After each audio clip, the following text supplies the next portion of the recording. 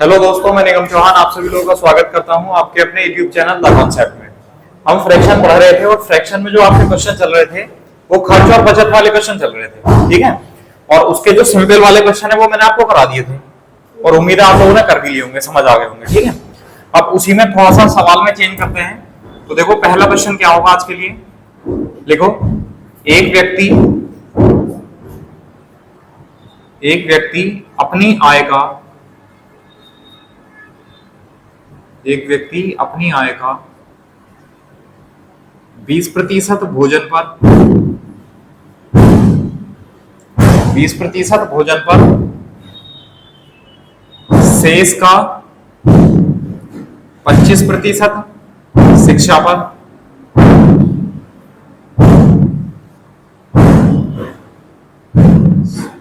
शेष का कॉमा लगा दो, शेष का 10% परिवहन यानी ट्रांसपोर्ट परिवहन पर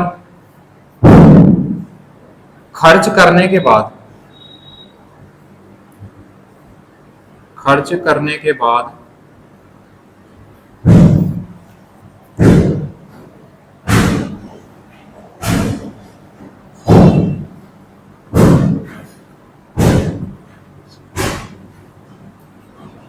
21,600 रुपए की बचत करता है।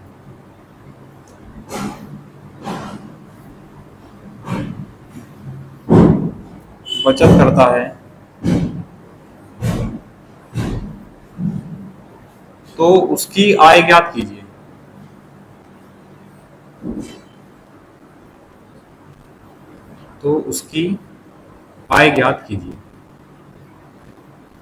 उसकी इनकम क्या हो, ठीक है। एक व्यक्ति अपनी आय का 20% भोजन पर, शेष का 25% शिक्षा पर, शेष का 10% परिवहन पर खर्च करने के बाद 21,600 रुपए की बचत करता है, तो उसकी इनकम बतानी है। अब कल जो क्वेश्चन कराए गए थे उसमें शेष नहीं था, सिंपल थे, डायरेक्ट जोड़ दिया था हमने। अरे हाँ गलती होगी, फ्रैक्शन पढ़ा रहे हैं, परसेंटेज का क्वेश्चन देंगे। चलो 20% की जगह 1/5 लिख लो, ये 1/4 लिख लो और ये लिखो 1/10, ठीक है। ध्यान नहीं रहा। एक व्यक्ति अपनी आय का 1/5 भोजन पर, शेष का 1/4 शिक्षा पर, शेष का 1/10 परिवहन पर खर्च करने के बाद 21,600 रुपए की बचत करता है, तो उसकी आय बतानी। अब देखो समझो, पहला क्वेश्चन है तो समझ लो, मैं बताता हूं।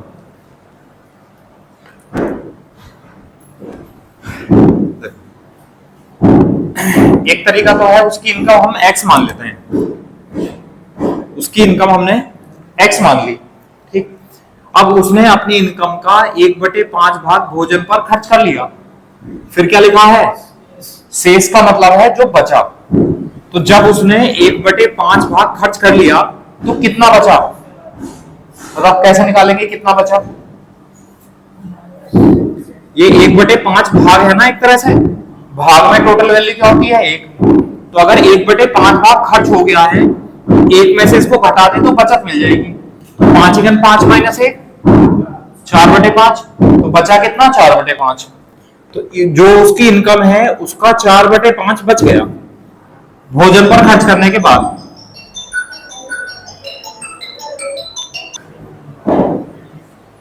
चलो तो 4/5 भाग भोजन पर खर्च करने के बाद 4/5 भाग बच गया, शेष का मतलब है जो बचा है इसमें से खर्च होगा। तो इसमें से 1/4 शिक्षा पर खर्च हो गया, तो जब 1/4 शिक्षा पर खर्च हो गया तो कितना बचा,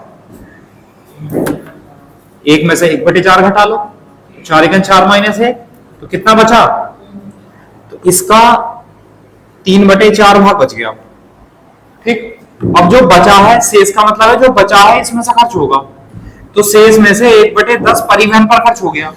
तो जब 1/10 परिवहन पर खर्च हो गया तो कितना बचा 9/10, तो गुणा 9/10 कर दिया, तो ये क्या आई इसकी बचत।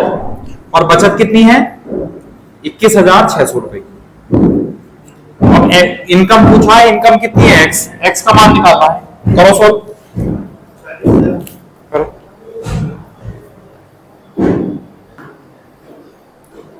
देखो कितना आया, हमें x की वैल्यू निकालनी है, तो x को इधर रहना, तो बाकी सबको देख लो। 4 से 4 भाग हो गया। अच्छा 9 से भाग करेंगे तो 9 दूनी 18, 9 चौक 36, और 3 से भाग करेंगे तो 3 अट्ठे 800 ही है। 800 गुणा 5 कितना हो जाएगा? 4000। 4000 गुणा 10, x बराबर आया 40,000, और x क्या था? उसकी इनकम। इसका मतलब जो उसकी इनकम थी वो 40,000 रुपए थी, इनकम ही पूछी हमसे। समझ आया? एक से माइनस क्यों कर रहे हैं? ये भाग है ना, भाग में जो खर्चा है, भाग में जो टोटल वैल्यू होती है, भाग में टोटल वैल्यू 1 होती है। जैसे परसेंटेज में टोटल वैल्यू कितनी होती है? 100, वैसे भाग में टोटल वैल्यू 1 होती है। मतलब जैसे कि मान लो भाई, मान लो आपके घर जो है 5 सदस्य हैं टोटल, और मैं पूछूं भाग में कितने हैं वो, तो भाग में वो 1 भाग होंगे। अगर मैं कहूं उसमें से 5 सदस्यों में से 1/5 भाग कितने हुए, तो 5 का 1/5 यानी 1। इसका मतलब जो पूरा भाग होता है कोई भी वैल्यू वो 1 होती है। जैसे मान लो एक टंकी है वो 100 लीटर की है, अब मैं कहूं ये 100 लीटर की टंकी आधी भरी है, तो आधी कितनी? 50 लीटर। तो मतलब कि जो भाग में टोटल वैल्यू होती है वो 1 होती है। अगर मैं कहूं 1/2 भाग तो भरा है, तो कितना बचा हुआ है? तो 1 में से घटाएंगे 1/2। और अगर होता कि 50% टंकी भरी हुई है, तो कितनी खाली है? तो 100 माइनस 50। तो परसेंटेज में टोटल वैल्यू 100 होती है और भाग में टोटल वैल्यू 1 होती है, इसलिए हर बार हम 1 में से घटा रहे हैं इसको। ठीक, तो 1/5 भाग भोजन पर खर्च कर लिया, और शेष लिखा है ना, इसलिए घटाना पड़ा। अगर शेष ना लिखता तो हम डायरेक्ट जोड़ ही देते हैं तीनों को, बाद में घटाते हैं। ठीक है, ये समझ आ गया अलग अलग जो हटा है? फिर समझ लो। चलो, उसने अपनी आय का 1/5 भाग भोजन पर खर्च कर लिया, x रुपए उसकी इनकम थी। जब उसने 1/5 भाग खर्च कर लिया तो बचा कितना? 5 × 5 - 1 यानी 4/5। तो शेष का मतलब है कितना बचा? 4/5 भाग बचा, तो इतना बच गया। फिर शेष में से मतलब इसमें से जो बचा है, इसमें से 1/4 शिक्षा पर खर्च कर लिया, तो इसमें से जब 1/4 खर्च कर लिया तो 3/4 बचा, तो इसका 3/4 लिख दिया, ये बचा। शेष का मतलब है इसमें से खर्च होगा, तो शेष का 1/10 यानी इसमें से 1/10 परिवहन पर खर्च कर लिया। तो जब 1/10 खर्च हो गया तो 1 - 1/10 भाग बचा, मतलब 9/10 भाग बचा, तो गुणा 9/10, तो ये होगी फाइनली बचत। और बचत कितनी है? 21,600। बराबर कर दिया, x का मान निकाल दिया। x क्या थी? उसकी इनकम। ठीक है, तो अब एक तो तरीका ये है। अब मैंने आपको सिखाया था वैल्यू मानकर, ठीक है, तो वैल्यू मानकर समझ लो आप लोग। ये तो कर लिया होगा सबने।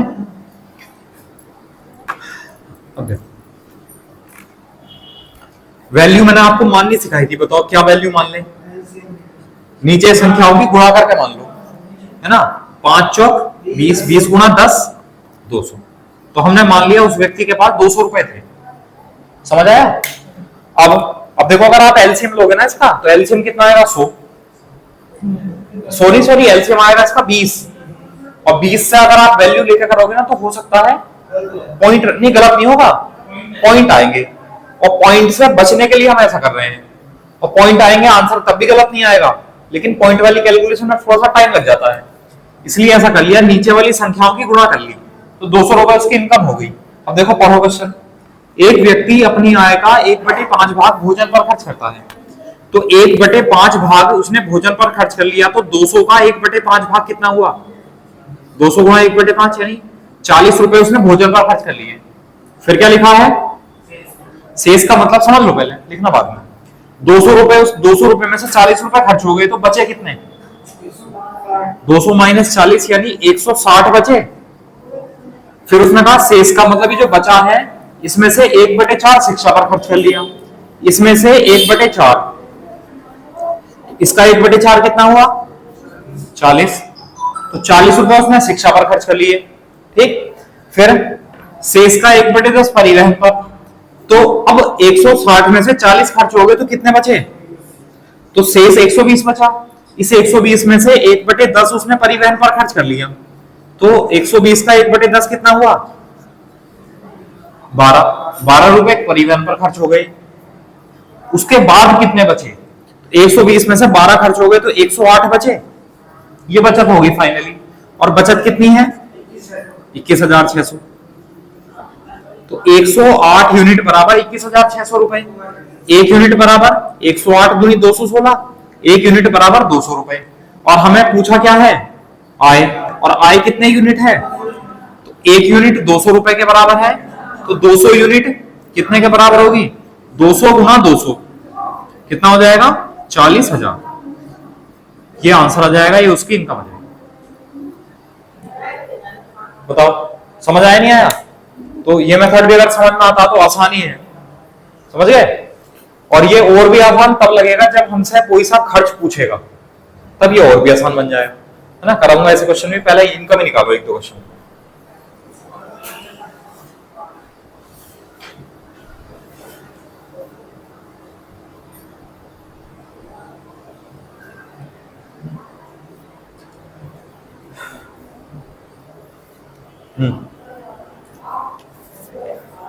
समझ आया? कर लेंगे फिर।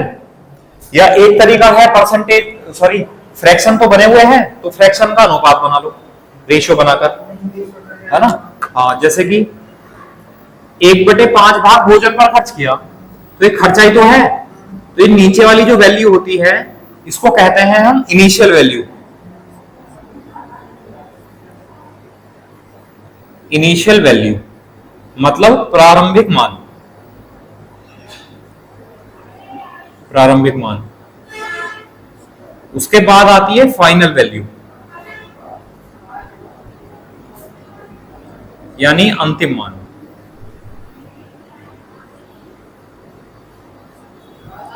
ठीक है। अब जैसे 5 इनिशियल वैल्यू है, तो 5 में से 1 रुपए भोजन पर खर्च कर लिए, तो बचे कितने। अब एक बात बताओ, इनकम की, खर्च की और बचत की बात चल रही है, तो सबसे पहले क्या होगा, सबसे पहले आय तो होगी इनकम। तो इसका मतलब ये जो इनिशियल वैल्यू है वो क्या है, यहां पर इनकम है, आय है। और फाइनल वैल्यू खर्च करने के बाद क्या होगा, खर्च करने के बाद क्या आएगा, बचत। तो ये है फाइनल वैल्यू यानी बचत, यानी इसकी सेविंग। तो हमें ये सब चीजें हर बार लिखने की जरूरत नहीं है, या पहली बार नोट कर लेना, इनिशियल और फाइनल। अब ये इनिशियल और फाइनल जो है क्वेश्चन की लैंग्वेज के अनुसार चेंज होते हैं। कहीं पर ये मूलधन होगा तो ये मिश्रधन होगा, कहीं पर ये मूल्य होगा तो ये नया मूल्य होगा, क्वेश्चन की लैंग्वेज के हिसाब से हर क्वेश्चन में बताता चलूंगा। तो ये इनकम और बचत आ गई। अच्छा, ये 4 क्या है, 4 इनकम है। 4 में से 1 रुपया खर्च हो गया शिक्षा पर, तो बचे कितने, 3। फिर ये इनकम है, 10 में से 1 खर्च हो गया, तो बचा कितना, 9। बताओ, ये समझ आया?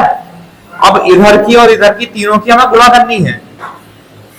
तो कोई नंबर अगर कटता है तो काट सकते हो, जैसे 4 से 4 कट गया, और नहीं कटता कोई भी, तो 5 गुणा 10 और 3 गुणा 9। ये समझ आया? ये तो नोट कर ही लिया होगा।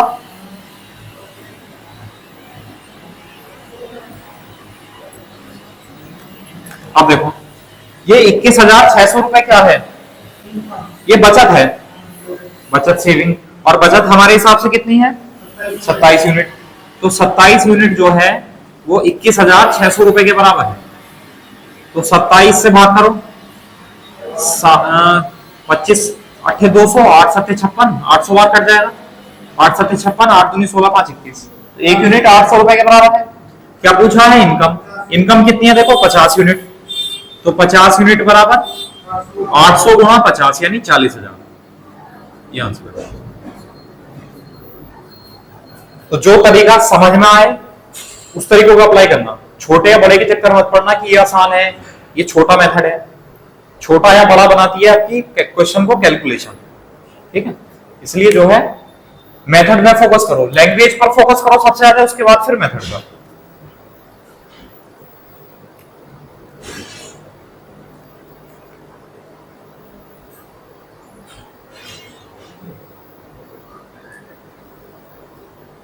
हो गया? कर लेंगे फिर इस टाइप के।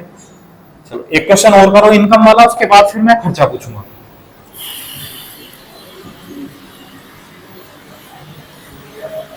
देखो देखो, एक व्यक्ति अपनी आय का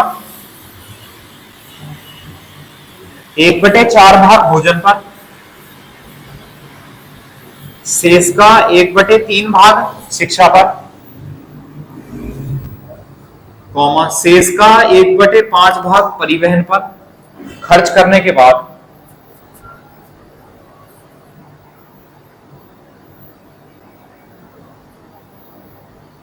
खर्च करने के बाद 64,000 रुपए की बचत करता है। 64,000, 64,000 रुपए की बचत करता है, तो उसकी इनकम बताओ। करो जल्दी से।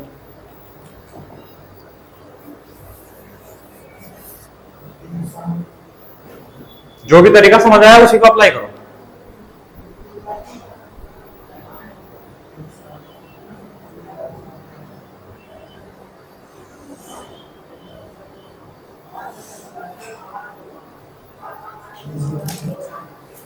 चलो देखो बताता हूं। मैंने बताया है फ्रैक्शन है तो इनकम वैल्यू मान लो कुछ, तो उसकी जो इनकम है उसकी इनकम बताओ कितनी मान लें। 4 तिया 12, 12 पंजे 60। हमने मान लिया उसके पास जो थे वो 60 रुपए थे, ठीक है। अब वो 60 रुपए में से 1/4 भोजन पर खर्च करता है, तो 60 का 1/4 कितना होगा? 15 रुपए। भोजन पर खर्च हो गए 15, तो बचे कितने? 45। फिर कहा शेष का 1/3 शिक्षा पर, यानी जो बचा है उसका 1/3 शिक्षा पर, तो 15 का 1/3, 45 का 1/3 सॉरी 15, तो 15 फिर खर्च हो गए 45 में से, तो कितने बचे? 30। तो फिर कहा है शेष का 1/5 यानी 30 का 1/5 परिवहन पर, तो 30 का 1/5 यानी 6 रुपए। 30 में से 6 रुपए खर्च हो गए, तो बचे कितने फाइनली? 24 बचे। और हमारे हिसाब से बचत कितनी है? 64,000। तो 24 यूनिट जो है वो 64,000 रुपए के बराबर है। अब भाग कर लो, 8 या 24 और 8 अट्ठे, तो 3 यूनिट 8,000 के बराबर है। अब हमसे क्या पूछा है? इनकम। और इनकम कितने यूनिट है? तो 3 यूनिट 8,000 के बराबर है। तो ये जो 3 यूनिट है ये 60 यूनिट कब बनेगा? जब 20 से कर देंगे गुना, तो 20 से इधर गुना करेंगे, तो 20 से हम इधर गुना करेंगे, तो 20 दिया 60, तो 60 यूनिट का मान कितना आया? 8 दूनी 16 और 4 जीरो, मतलब 1,60,000 रुपए इसकी इनकम हो। बताओ समझ आया? या जो भी तरीका आपको समझ आया हो, जिस तरीके से भी आप कर रहे हो कर सकते हो, ठीक। अगर आप रेशियो वाले तरीके से कर रहे हो, मैं सारे मेथड तो बार बार नहीं समझाऊंगा, तो आपको ये करना है, अगर कोई मेथड समझ नहीं आएगा तो आप कमेंट बॉक्स में बता देना, ठीक है। मैं कोशिश करूंगा कि अगले दिन या नेक्स्ट वीडियो में आपको जो है वो सॉल्यूशन उसका मैं सवाल का दे दूं, ठीक है। चलो हो जाएगा। तो इनकम तो बता सकते हो। अब चलो लिखो, एक क्वेश्चन लिखो आपका, थोड़ा सा चेंज करेंगे सवाल को। लिखो, एक व्यक्ति अपनी आय का 1/7 भाग भोजन पर, शेष का 1/4 भाग शिक्षा पर, शेष का 2/3 भाग परिवहन पर खर्च करने के बाद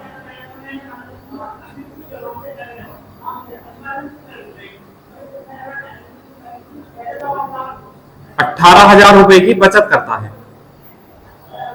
18,000 रुपए की बचत करता है,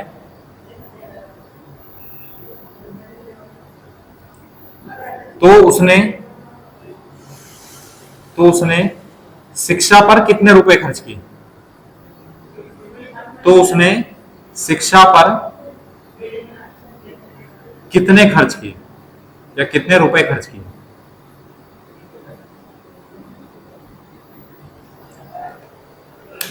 ठीक है।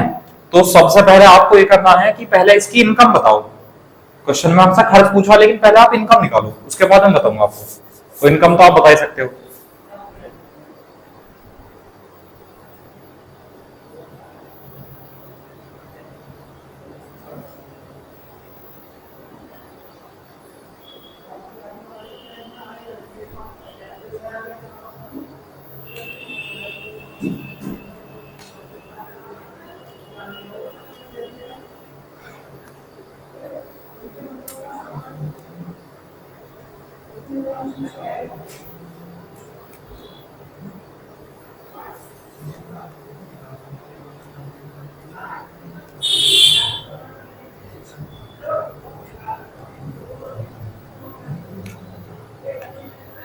आगे इनकम बताओ कितने आई?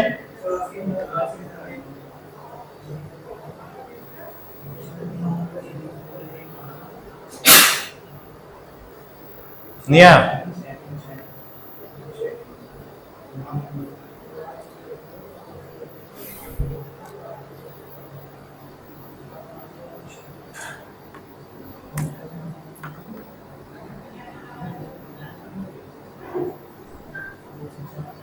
बताओ जल्दी बताओ कितने रुपए इनकम आई?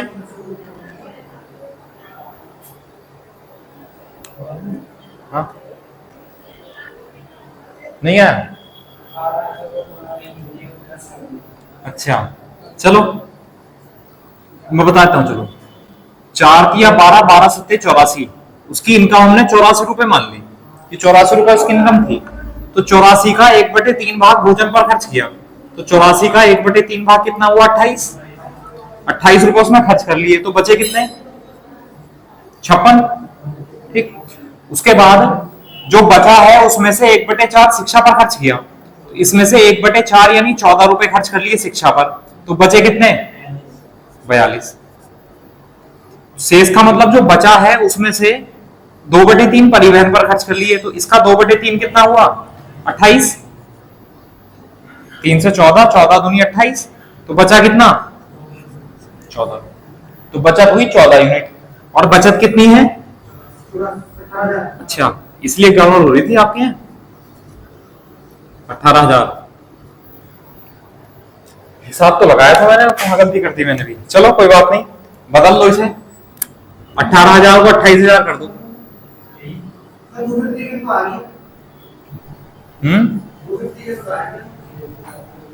नहीं, आंसर तो सही आएगा दोनों तरीके से, कैसे कर लो। अच्छा हाँ, गलती ये हो गई, 1/7 भाग था भोजन पर। अभी रुक जाओ, अभी 18 ही रहने दो। 1/7 था यहाँ भोजन पर, तो 12 खर्च हो गए, तो 84 में से 12 खर्च हो गए, तो बचे कितने? 72। तो 72 का 1/4 कितना हुआ? 18। 18 खर्च हो गए तो कितने बचे? 54। फिर शेष का 2/3 भाग, तो 54 का 2/3, 18 तो नहीं 36, तो 36 खर्च हो गए, तो बचे कितने?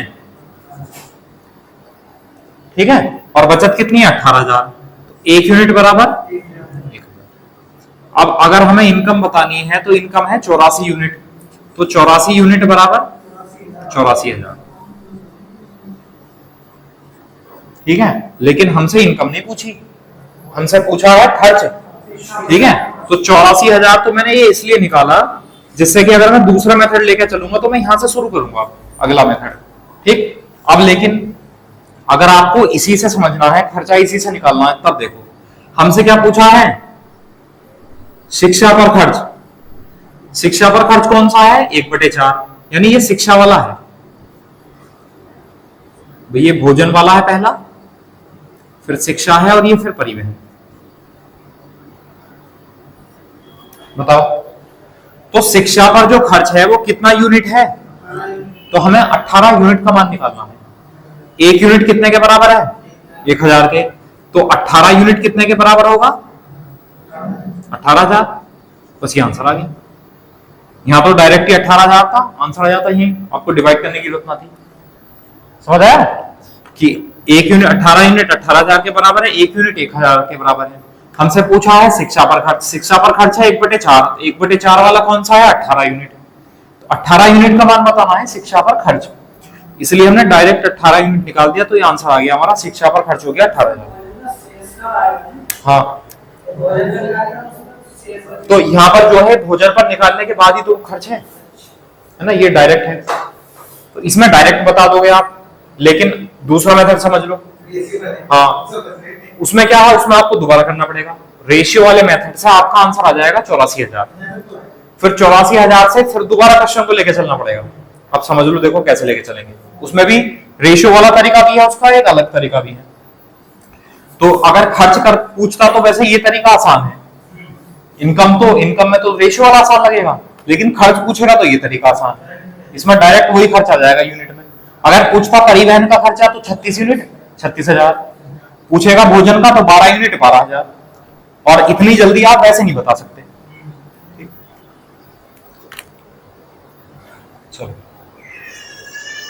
कर लिया। अब देखो, अब मैं दूसरा मेथड समझाने के लिए ये मान के चल रहा हूं कि आपने इनकम तो निकाल दी। इनकम कितनी आई? 84,000 रुपए। ठीक है, तो यहां से लेके चल रहे हैं अब कि आपने कोई सा भी मेथड हो, आपने उससे इनकम निकाल दी। अब इनकम निकाल दी, तब हम क्या करेंगे? देखो ध्यान दो बोर्ड पर। 84,000 रुपए उसकी इनकम है। उसने कहा अपनी आय का 1/7 भाग भोजन पर खर्च करता है, शेष बचत करता है। तो 1/7 भाग भोजन पर खर्च हो गया, तो बचा कितना? 1 माइनस 1/7, मतलब 6/7 बचा। तो इनकम का 6/7 भाग भोजन पर खर्च करने के बाद बचा। फिर शेष का, यानी ये जो बचा है, इसमें से 1/4 भाग शिक्षा पर खर्च कर लिया। तो अब क्या लिखूं यहां? 1/4 ही आएगा यहाँ, क्योंकि शिक्षा पर पूछा है ना, तो शिक्षा पर तो 1/4 खर्च है, तो डायरेक्ट 1/4 ही निकालेंगे। अब नहीं घटाएंगे इसे। अगर आपने अब घटा दिया तो ये खर्च होने के बाद बचत हो जाएगी, और हमसे शिक्षा पर खर्च पूछा तो डायरेक्ट 1/4 निकाल दिया। तो सॉल्व कर लो। 7 चौक 28, 28 तिया 84, और 3 छंग ये आंसर। समझ आया? अच्छा, अगर आपसे पूछा होता उसने परिवहन का खर्च, है ना, तो ये तो है शिक्षा वाला। अब परिवहन वाला देखो।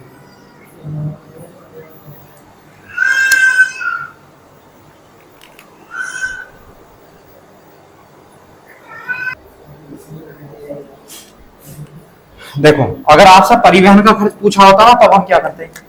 उसकी इनकम कितनी थी? 84,000, गुणा उसने 1/7 भाग भोजन पर खर्च कर लिया, तो बचा कितना? 6/7। 1/4 शिक्षा पर खर्च कर लिया, तो बचा कितना? 3/4। और हमसे परिवहन का खर्च पूछा है, तो परिवहन पर खर्च कितना है? तो क्या लिखूं? तो लास्ट वाले को नहीं घटाएंगे, क्योंकि खर्च पूछा है। तो 3 से 3 कैंसिल, और 2 से 2 बार कैंसिल, 2 से 3 कैंसिल, 7 से 12, और 12 किया। अगर हमसे परिवहन पर पूछता तो कितना आ जाता? 36,000। तो हम इस तरह करते। समझ आया? तो या तो आप डायरेक्ट ही निकालो यूनिट मानकर, या फिर अगर इनकम आप किसी भी तरीके से निकाल रहे हो तो फिर आपको ऐसा करना पड़ेगा, कोई भी खर्च बताने के लिए। ठीक है, एक क्वेश्चन और लिखते हैं, उसके बाद फिर से इसी में लैंग्वेज चेंज करेंगे। करिए ना।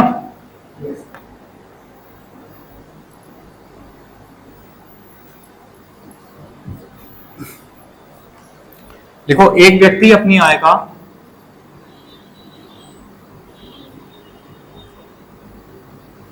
2/5 भाग भोजन पर, शेष का 1/3 भाग शिक्षा पर, शेष का 1/6 भाग परिवहन पर खर्च करने के बाद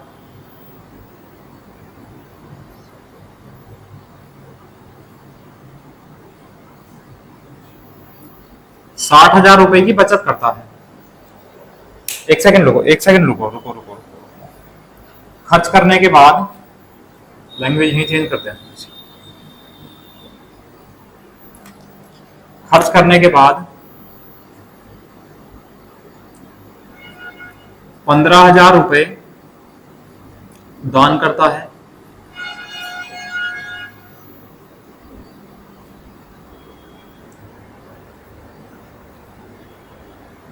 तथा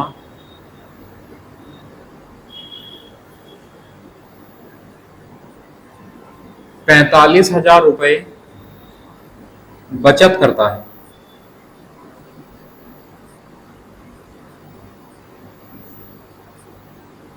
तो परिवहन पर खर्च कितना होगा? तो परिवहन पर खर्च कितना होगा?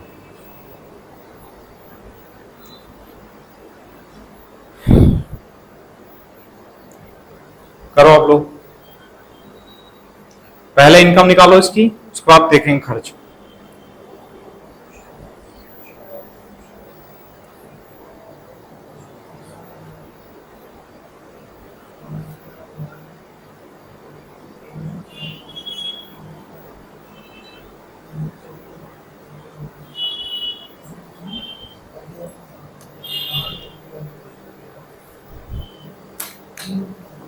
करो।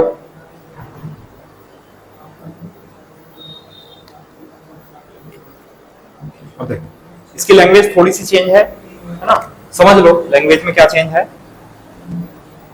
उसने कहा एक व्यक्ति अपनी आय का 2/5 भाग भोजन पर, 1/3 शेष का 1/3 शिक्षा, शेष का 1/6 परिवहन पर खर्च करने के बाद 15,000 रुपए दान करता है और 45,000 रुपए बचाता है। अच्छा एक बात बताओ, अगर 15,000 रुपए दान ना करता तो कितने रुपए बचत होती? 60,000 रुपए बचत होती। अब ये सोचो कि उसने सारे खर्चे करने के बाद 60,000 रुपए बचा लिए, तो 60,000 रुपए में से 15,000 दान किए, तभी तो 45 बचे। इसका मतलब फाइनली जो उसकी बचत है वो 45 प्लस 15 यानी 60,000 रुपए है। समझ आया? अब कर लो किस तरीके से भी। मान लो उसकी इनकम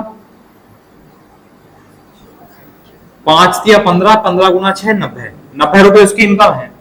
अब 90 रुपए में से उसने 2/5 भाग परिवहन पर, सॉरी भोजन पर खर्च कर लिया, तो 18 पंजे 90, 18 दूनी 36 रुपए भोजन पर खर्च कर लिए।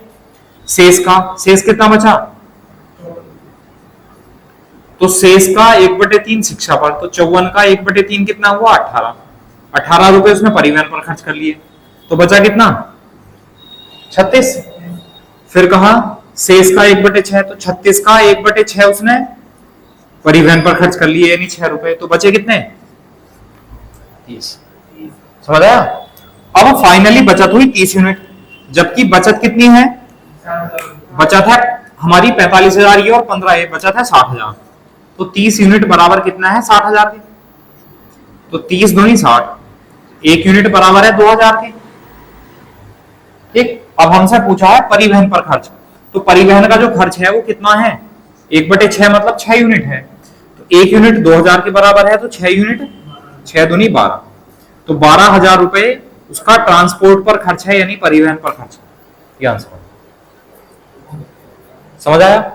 कर सकते हैं।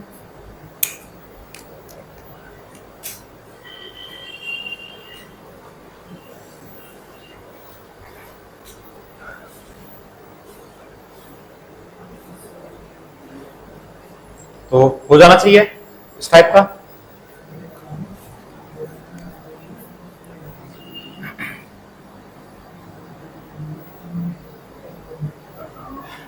चलो एक क्वेश्चन में इससे थोड़ा सा डिफरेंट मैं आपको घर के लिए दूंगा, वो आपको घर से करके लाना है। ठीक है, नहीं होगा तो मैं कल कराऊंगा वीडियो में। और अब इससे अगला समझ लो, अगला टाइप।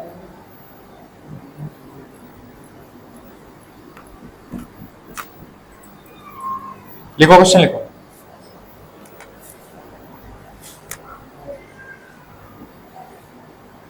लिखो किसी कक्षा में कुल विद्यार्थियों की संख्या का 1/4, कुल विद्यार्थियों की संख्या का 1/4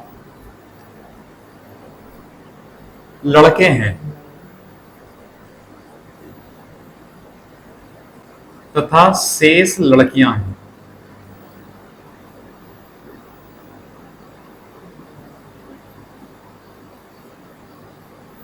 तथा शेष लड़कियां हैं।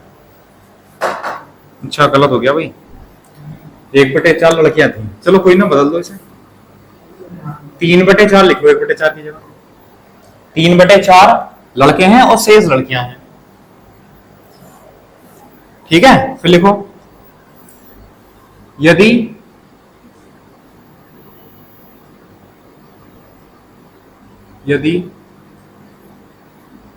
लड़कियों की संख्या का 1/5 भाग, लड़कियों की संख्या का 1/5 भाग तथा लड़कों का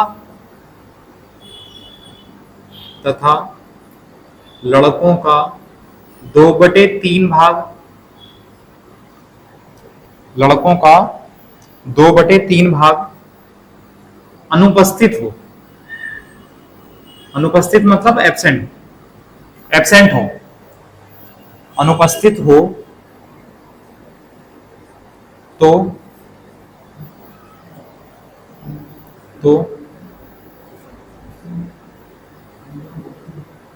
तो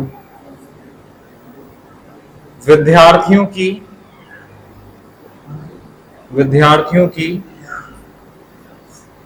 कुल संख्या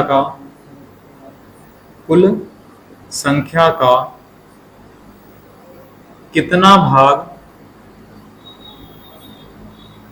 उपस्थित है, प्रेजेंट है। उपस्थित मतलब प्रेजेंट, कितना भाग प्रेजेंट है, उपस्थित है, ये बताना। हाँ नहीं देखो, उसमें संख्या है कि कहीं पूरे क्वेश्चन में, है ना भाई, कहीं संख्या लिखी है, भाग भाग लिखा है बस, ठीक। और हो सकता है संख्या भी लिखे वो, समझ लो एक मिनट। कभी कभी ऐसा होता है कि वो संख्या ऐसी दे देगा जो भागी ना हो रही होगी, जिससे कि हम उलझ रहे हैं। जैसे कि वो संख्या दे दे, मान लो यहां वो संख्या दे दे कि कुल 187 विद्यार्थी हैं, 187।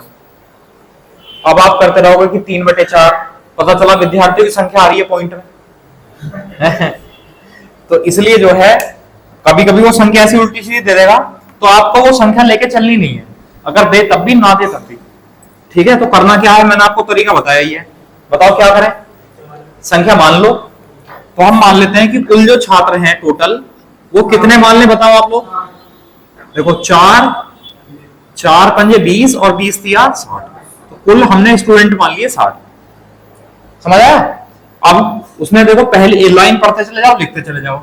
उसने कहा कक्षा में कुल विद्यार्थियों की संख्या का 3/4 लड़के हैं, इसमें से लड़के और इसमें से लड़कियां, तो 60 का 3/4 तो हैं लड़के, तो 60 का 3/4 देखना, 4 से 15, 15 दिया 45, तो 45 तो हैं लड़के, और लड़कियां कितनी बची,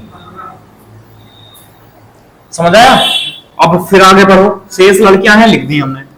उसने कहा यदि लड़कियों की संख्या का 1/5 भाग, तो लड़कियां कितनी हैं देखो, तो 15 का 1/5 भाग कितना होगा, 3, तथा लड़कों का 2/3, लड़के हैं 45, तो लड़कों का 2/3 कितना होगा, 15 दूनी 30। इतना भाग अनुपस्थित है, ये एब्सेंट है, ये लिख दिया हमने, यानी 30 लड़के एब्सेंट हैं और 3 लड़कियां एब्सेंट हैं। तो कुल कितने बच्चे एब्सेंट हैं, 33 बच्चे एब्सेंट हैं। और पूछा है उसने उपस्थित यानी प्रेजेंट वाले पूछा है, तो या तो आप ऐसा कर लो, देखो भाई 45 लड़के हैं, उनमें से 3 लड़के एब्सेंट हैं, तो प्रेजेंट कितने होंगे, 15 लड़के प्रेजेंट होंगे। 15 लड़कियां हैं, 15 में से 3 लड़कियां एब्सेंट हैं, तो 12 लड़कियां प्रेजेंट होंगी। तो कितने बच्चे प्रेजेंट हैं, 15 और 12 27, तो 27 बच्चे प्रेजेंट हैं, उपस्थित है क्लास में। और हमसे क्या पूछा है, कुल संख्या का कितना भाग उपस्थित है, तो उपस्थित कितने हैं, 27 प्रेजेंट हैं, और कितने में से, 60 में से, कुल है ना टोटल, तो 3 से 9 बार और 3 से 20 बार, इसका मतलब 9/20 भाग जो है वो प्रेजेंट है यानी उपस्थित है। आंसर आ जाएगा 9/20।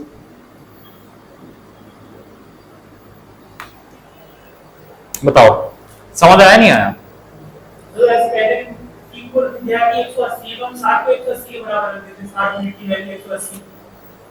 नहीं अगर आपसे भाग में पूछता, नहीं अगर पूछे कितनी संख्या, ये 180, हाँ कुल विद्यार्थी को 80, तो उपस्थित विद्यार्थी की संख्या बताओ। हाँ तो हम ऐसा करते फिर 60 यूनिट बराबर 180, 1 यूनिट बराबर 3, तो 27 यूनिट बराबर 81, तो वैसा करते बाद में उसी से कंपेयर कर लेते अगर संख्या। देखो दोबारा समझो, उसने कहा किसी कक्षा में कुल विद्यार्थियों की संख्या का 3/4, पहले तो हमने संख्या मान ली, ये समझ आया 60 कैसे माना।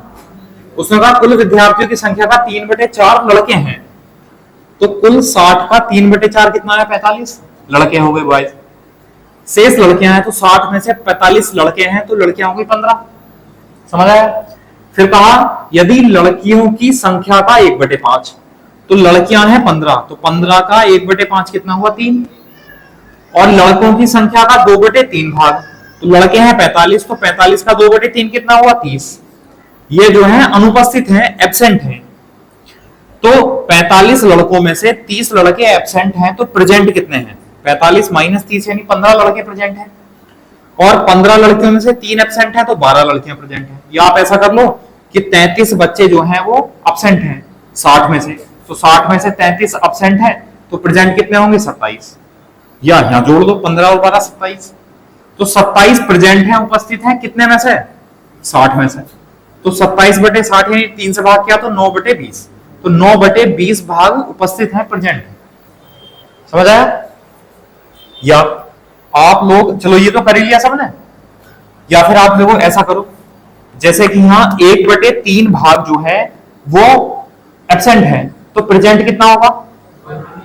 1 में से घटा दो इसे, 1 बटे 3 प्रेजेंट होगा, तो 45 का 1 बटे 3, तो ये डायरेक्ट ही प्रेजेंट वाले आ जाएंगे। 15 का 1 बटे 5 यानी लड़कियों का 1 बटे 5 जो है वो एब्सेंट है, तो 4 बटे 5 प्रेजेंट होगा, तो 5 दिया 15, 3 चौक 12, इसकी जरूरत नहीं पड़ेगी, फिर डायरेक्ट आ जाएगा। समझ आया? ऐसा कर सकते हैं।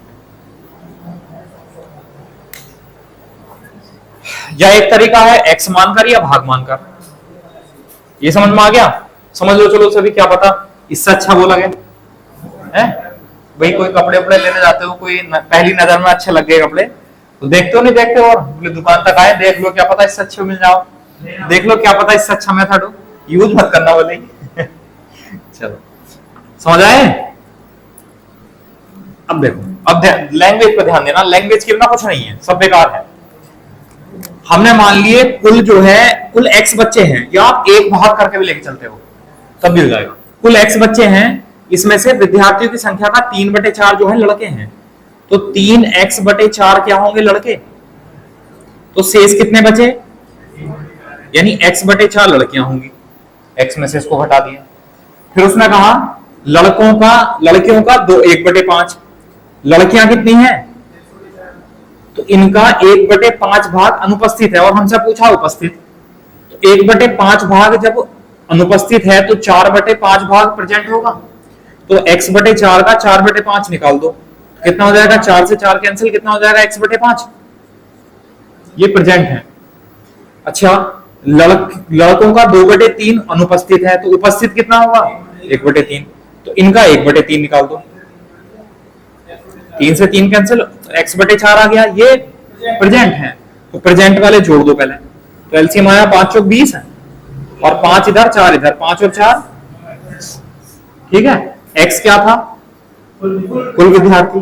तो देखो इसे हम ऐसे भी तो लिख सकते हैं, कुल विद्यार्थियों का कितना भाग? 9 बटे 20 भाग प्रेजेंट है, तो आंसर आया 9 बटे 20। ये ऐसे कर सकते हैं। लैंग्वेज के बिना सब मेथड बेकार है, समझिए, बिना लैंग्वेज कुछ नहीं कर सकते। चलो कर लेंगे, अगला क्वेश्चन लिखो फिर इसी के जैसा करके दिखाओ।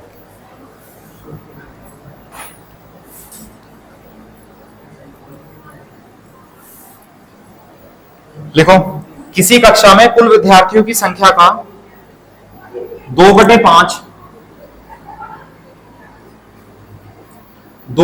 लड़के हैं तथा शेष लड़कियां हैं।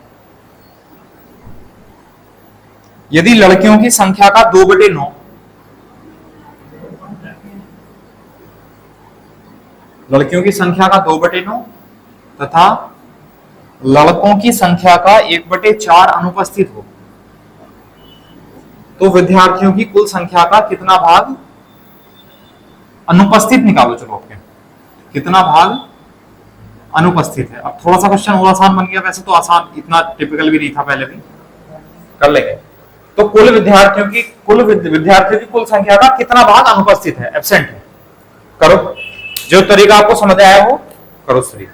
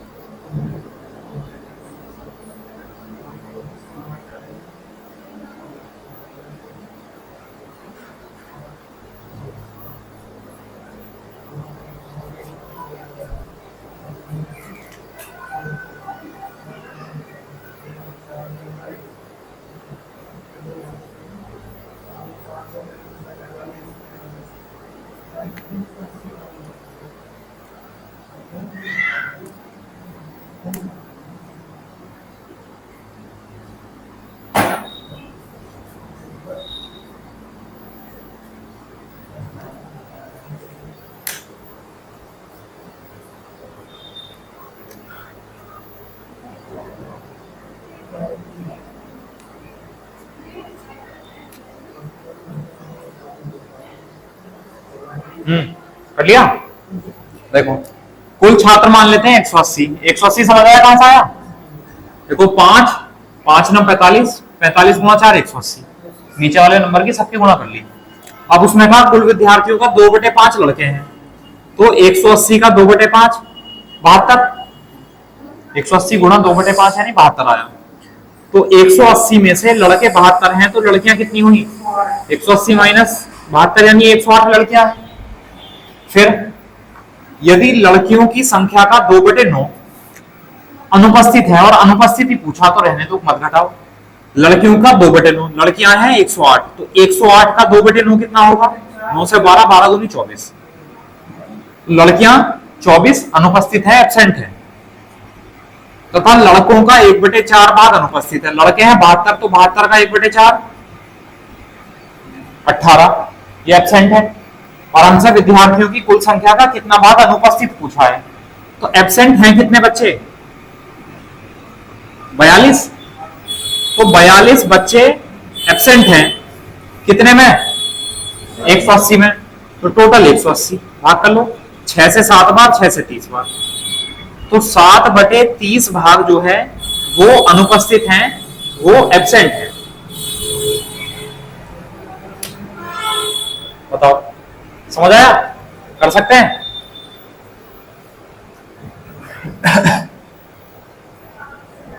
चलो फिर बाकी कल कराएंगे, आज इतना रहने दो, ठीक है? आप लोग भी क्वेश्चन करके देखना, लेकिन लैंग्वेज वाले क्वेश्चन में लैंग्वेज आपकी सबसे मेन है, मेथड भी सबसे बाद में है। जब तक लैंग्वेज समझ नहीं आएगी ना, तो कोई सा भी मेथड, कितना भी आपका पक्का मेथड है, लैंग्वेज चेंज हो गई समझ लो, मेथड चेंज करना पड़ेगा।